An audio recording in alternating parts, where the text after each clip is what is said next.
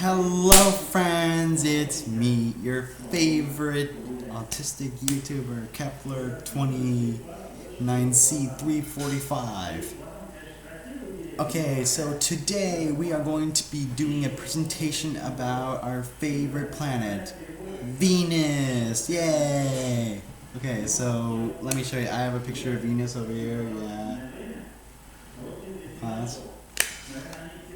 Okay, we're not gonna make this video too long because I was on my channel. I have to do it again, but I know that we can't have the camera like in front of you, like you have to have it in front of you, and most times I have to put it right in front of my face and be like just I have no idea. Like I'm just like really smart.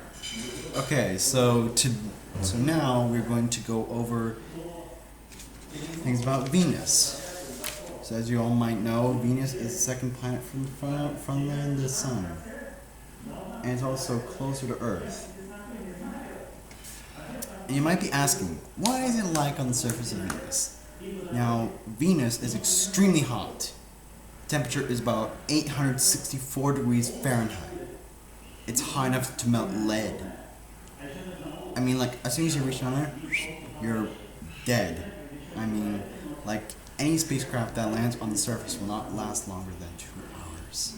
So you might see that it won't last so long, but Venus was never like this before. It was actually much different. So about 3 billion years ago, Venus was probably much more like Earth. And in fact, it looked like this. It had vast oceans and rivers on its surface. I mean, like, it was a hospitable world that could support life. Life giving heat and light. So it's very amazing. Because I have to move it from the camera. Okay, so of course you might realize that Venus is really hot, right? It doesn't look like a good place to go to. In fact, the planet itself, the surface of the planet, is littered with volcanoes. So this is a topography map I made of Venus. You can see I have things called contour lines. They measure elevation. Geologists use this to help measure landscape. So you can see Maxwell Montes, the tallest mountain on Venus, and the tallest volcano on Venus is right here. It has the contour lines too. It also has a bigger slope, so erosion is more fast. You can also see these little squiggly lines on Venus. These are lava flows. Lava flows are really common on Venus, and Venus has caused to erupt volcanoes over its entire Earth-sized surface. So somehow Venus looks like this hellish world.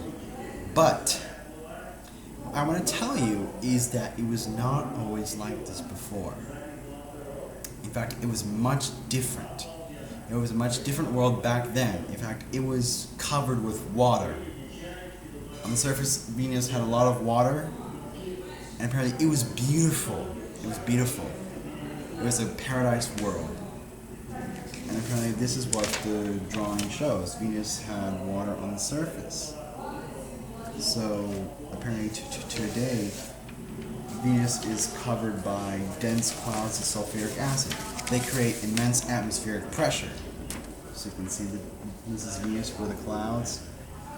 And these are storms. Apparently Venus does have storms at the poles and in the middle cloud layer of the atmosphere. Also, the winds are really high on the planet, so they speed at 100 meters per second. So that means that the winds go fast. So they move the clouds quickly. The atmosphere spins much faster than the planet itself. So basically, like for Earth, we had a big violent collision with another space body. And that happened in such a way as to leave it with the moon, and on Venus with a different combination of impact size and impact angles. It may have been left with no moon, but with its very slow rotation. So the thing is that Venus rotates very slowly, right? And apparently Venus has the slowest rotation of any planet in the solar system. a day on Earth is 365 days, but on Venus, a day is about 243 Earth days, about 5,800 hours long. So you have long hours where the day is longer than the year. The year is about 224 Earth days.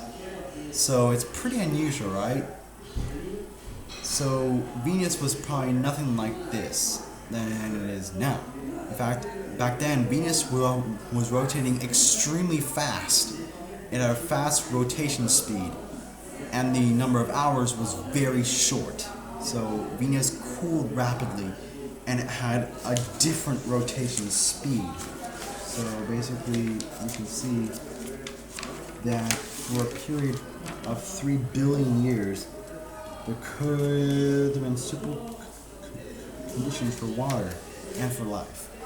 So you might realize that it's very simple, because like in the very early solar system, when the sun was not quite as bright as it was now, Venus was much more habitable. But just a little bit of increase in solar brightness kicked off the runaway greenhouse effect, with the oceans evaporated, put water vapor into the atmosphere that increased the greenhouse, and it ran away to become what we see as today. So basically, Venus probably had much more water at the surface than it does today, potentially a shallow ocean's worth of water. We really have no information about when that water was lost, because Venus has had this weird history where much of the surface is new. So basically, Venus' surface, about 80% of Venus' surface is new. The rest is very old, billions of years old. That tells us the timeline of Venus' evolution. There are vast plateaus being up of granite rocks that can only form at the bottom of an ocean. So it proves that Venus did have life in the past, even though it no longer has oceans now. I mean, like, several hundred million years have passed, and Venus is much different. And I mean, like, Venus has changed a lot, and it has changed our understanding of the universe. So it's become much different now, because it's a very different place. But you can realize that Venus was not always like this. In fact, I know that we have a plan to go to Venus. We have the Havoc project. So let me demonstrate. At ground level, the pressure is almost like being at the bottom of the Earth's oceans, 92 times higher. Also, the temperature is higher. It's 456 degrees Celsius. But 50 kilometers up, at point number 1, it's about 25 degrees Celsius. So in fact, that temperature is extremely cool, basically, meaning that's when Venus's upper atmosphere, the temperature and surface pressure are similar to those of Earth. In fact, you can have small little airships floating in the upper atmosphere of Venus. So most likely we can float in the Venus atmosphere and try to get a good glimpse of the sun as we float in the upper atmosphere. Since the winds are powerful, they can blow us across the planet to the day side where we can stay there. Although the day will be longer, so we have to get a new plan. But terraforming is going to come soon. So, of course, we should be able to colonize Venus in the future. But anyways, that's all for today. If you enjoyed this video, just hit that like button in the face and make sure to subscribe to my channel. So I promise that I'll make more and more videos for you to check out, and also make sure that you have your notifications on because I'll be making more videos every day. And I'll see you later. Bye!